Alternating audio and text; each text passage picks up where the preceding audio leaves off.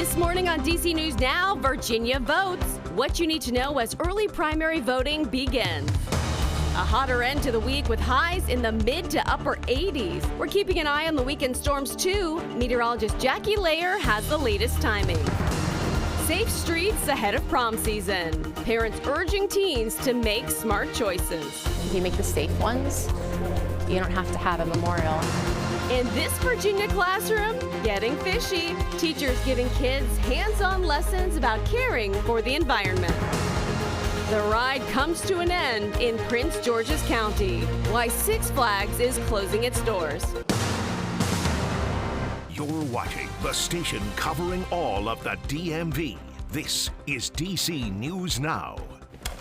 All right, good morning, and thanks for starting your Friday with us here on DC News Now at 6 o'clock. I'm Tanaya Wright. All right, good morning. I'm Shanika Grimshaw. I'll be tracking your commute this morning. Looking good so far on this early Friday morning. And let's turn now to meteorologist Jackie Layer. And you would think you're in April.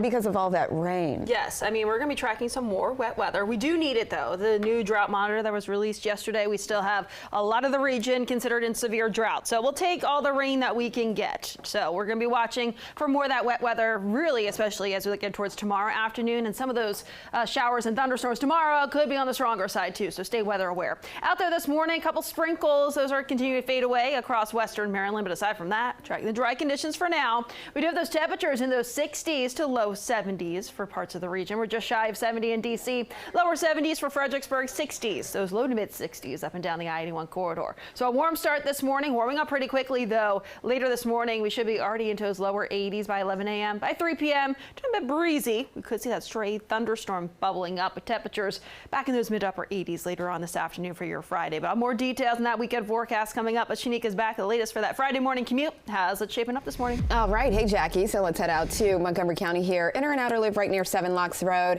Things are running smooth. You're doing just fine. Now, we will see some delays, I'm pretty sure, heading southbound along 270. So this is right before that point. You are seeing delays through Hyattstown, heading south on the Capitol Beltway top side. You're looking pretty nice right now. Now, heading onto 95 north and south, that is also running smoothly. Looking at Virginia, the 14th Street Bridge, that's looking clear as well as that sun has already come up. It's at the top of the 6 o'clock hour, so not expecting too much traffic, but heading into the early morning rush. I'm already even seeing a crash icon. It looks to be right before the Woodrow Wilson Bridge, right through Prince George's County there. So I'd say right near 210, just watch for some sort of delay there in the area, and I'm even seeing a little bit of red. Well, some breaking news now out of Maryland. Prince George's County police are investigating a deadly shooting in Hyattsville. This happened last night on Allendale Drive. Now, police say they found a man shot multiple times. That man was rushed to the hospital where he died. Police are asking anyone with any information to give them a call.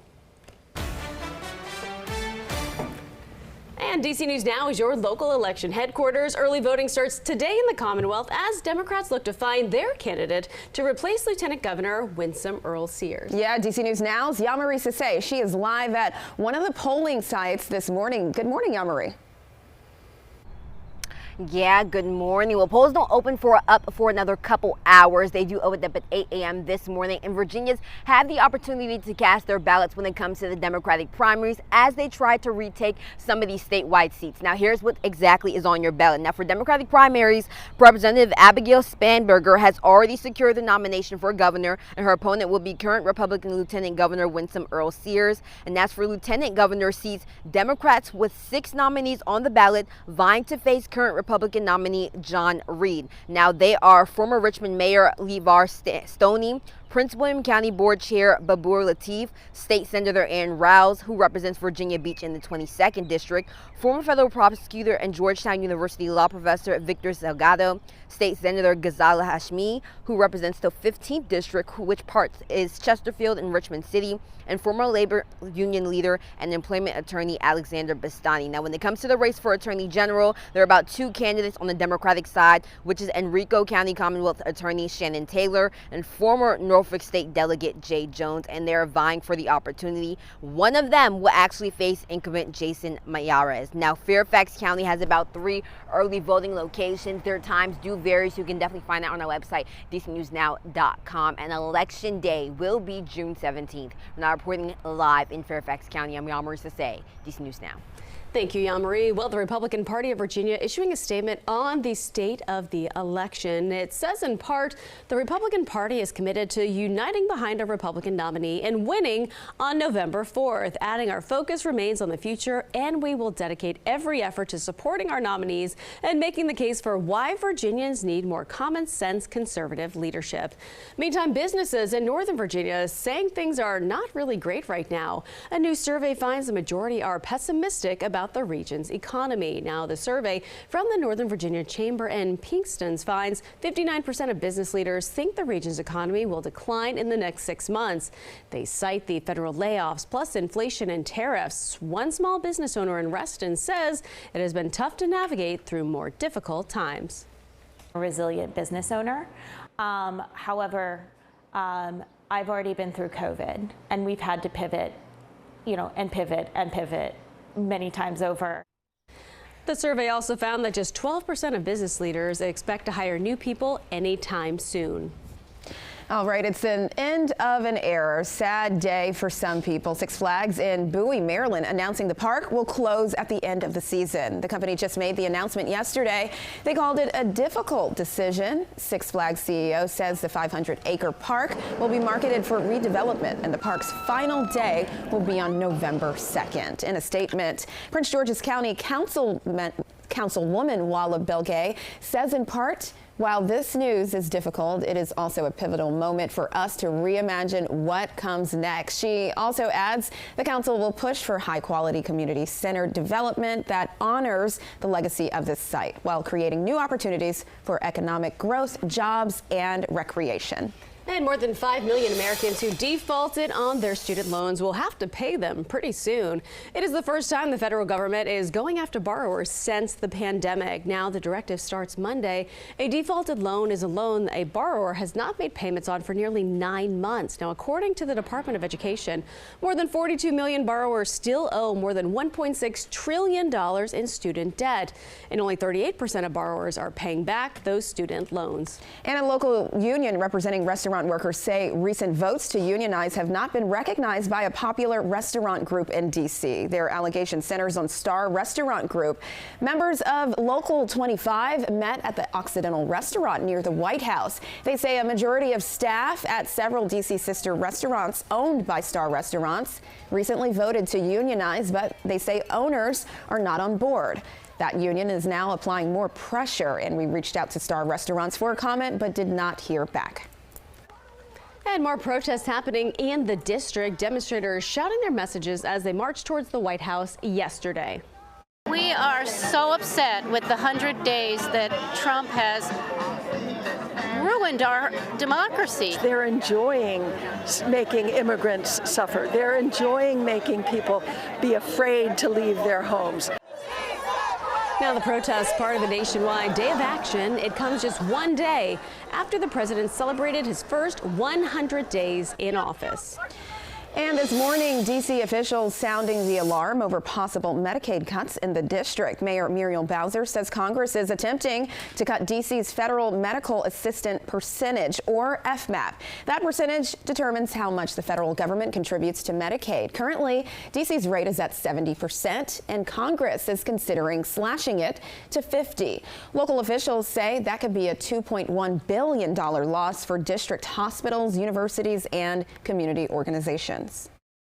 A 20% cut either means that states have to up their contribution, or we're going to have to change eligibility, which means that some people are not going to have care and coverage. This is providers, this is hospitals, this is schools, this is nursing homes. There are lots of entities that bill for Medicaid. The mayor and D.C. council members are holding an event addressing cuts later this morning. That'll be at 10:30. It's happening at Children's National Hospital on Michigan Avenue. Also new this morning, President Donald Trump signing an executive order aiming to slash public subsidies to PBS and NPR, alleging bias in reporting.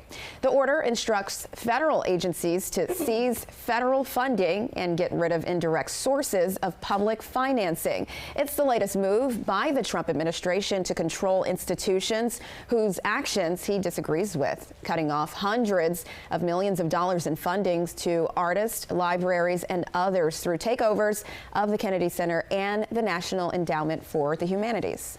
And new developments on Capitol Hill. Senate Democrats say they plan to force a vote for a resolution on transparency about deportations to El Salvador. Now, this comes as lawmakers work to bring Kilmar Abrego Garcia back to Maryland after he was mistakenly sent to a prison in El Salvador back in March. Now, the resolution will require the State Department to provide updates on his case, including the conditions of the prison where he and others who have ties to the U.S. are being held. Senators Chris Van Hollen and Tim Kaine gave an update outside of the Capitol. Van Hollen, who traveled to El Salvador last month, says President Trump has the power to bring Abrego Garcia back to Maryland. The president himself acknowledged this in an interview with ABC News on Tuesday. I spoke to the vice president of El Salvador. He was very clear. He said the ball is not in El Salvador's court. The ball is in the Trump administration's court. And he said that the only reason the government of El Salvador is holding him is because the Trump administration is paying him to do so. The Trump administration has gone back and forth saying Abrego Garcia was mistakenly deported. Now they insist the U.S. has no power to bring him back to Maryland, where he lives with his wife, who is a U.S. citizen, and their children. And today is National Space Day. It is always the first Friday in May. Yeah, Space Day can inspire the next generation of astronomers, encouraging people to look to the sky. Professor Christopher Palma at Penn State says even though Space Day is May 2nd, you can celebrate Space Day every day of the year as long as you just go outside and look up with a pair of binoculars. You can see the brightest moons of Jupiter through the smallest pair of binoculars. But the great thing about astronomy is you don't need any tools at all. As an astronomer, I'm always encouraging everybody, just go outside and make observations. And one of the reasons why I love to do that is all of us, just by our nature, really are scientists. Professor Palma says anyone making observations about the planet or thinking about those questions is a scientist. We're all scientists. Yes, we are. All right. It's 6:11 on this Friday. A plea to students and families to be careful this prom season. That is right. The heartbreak two parents sharing after their daughter was killed in a drunk driving crash. Plus, restaurant workers rallying for a union. They're pushed to unionize as they say the company has not recognized recent votes. But first, we are taking a live look outside. Jackie, the sun is coming up. So what can people expect for the Friday? Yeah, out there, we'll see a mix of sun and clouds for much of the day today. It's going to be a warm one, too. It's going to feel like summer. We're going to be seeing those highs mid to upper 80s later on this afternoon with a stray thunderstorm possible. Looks like a better chance for some afternoon storms, though, tomorrow. More details on that and that weekend forecast right after the break.